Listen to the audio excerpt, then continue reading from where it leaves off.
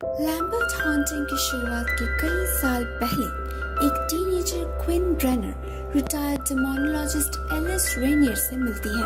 मन में झिझक लेकर वो क्विन की माँ लिली की आत्मा से कांटेक्ट करने के लिए राजी हो जाती है, जो 1 साल पहले मर चुकी है।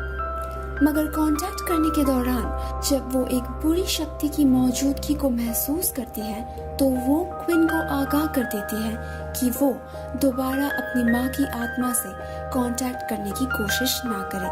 एक परफॉर्मिंग आर्ट्स के स्कूल में ऑडिशन देकर लौटने के दौरान क्विन देखती है रास्ते के कुछ ही दूर में कोई खड़े होकर हाथ हिला रहा है। अचानक एक गाड़ी उसे धक्का देकर चली जाती है, जिस वजह से उसके दोनों पैर टूट जाते हैं।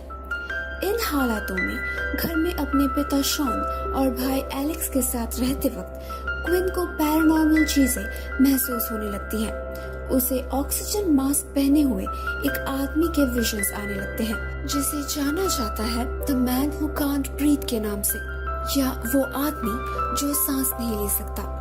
ये वही आदमी है जिसकी वजह से क्विन का एक्सीडेंट हुआ था। क्विन की पड़ोसी एक बूढ़ी औरत जिसे डिमेंशिया है, जिसने क्विन को पहले भी the man who can't breathe के बारे में कई सारी बातें बताई थी, मर जाती है। शॉन जाकर एलिस से मिलते हैं, जो उन्हीं की तरह अपने पति जैक के मौत का शोक मना रही होती है। शॉन एलिस को समझाने की कोशिश करते हैं कि वो क्विन की मदद करे, लेकिन एलिस उन्हें मना कर देती है और द फादर में अपने पिछले एक्सपीरियंस के बारे में बताती है और कहती है कि एक बुरी आत्मा उन्हें हॉन्ट कर रही है।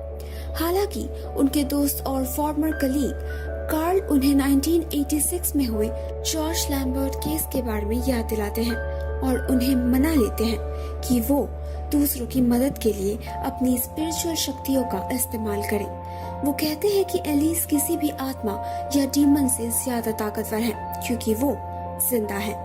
एलिस के मना कर देने के बाद एलेक्स अपने पिता को सलाह देता है कि वो स्पेक्स और टकर से मिले, क्योंकि वो दोनों खुद को डेमोनोलॉजिस्ट बताते हैं और इंटरनेट में दोनों की अच्छी खासी फैन फॉलोइंग भी है।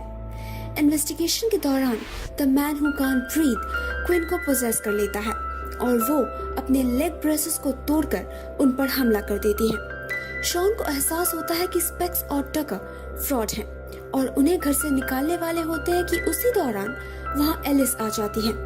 वो बताती है कि उस डार्क स्पिरिट का एक ही मकसद है, द फर्दर में किसी विक्टिम को फंसाना, ताकि वो उसके जीवन शक्ति को खा सके। एलिस तय करती है कि वो फिर से द फर्दर में जाएंगी और इस बार वो स्पेक्स और टकर को उनकी मदद करने के लिए कहती है।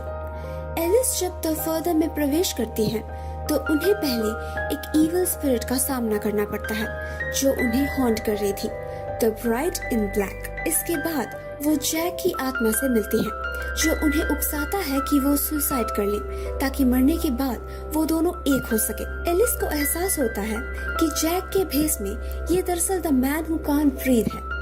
वो उसका चेहरा काट देती है और उसे आदेश देती है कि वो क्विन के शरीर को छोड़ दे।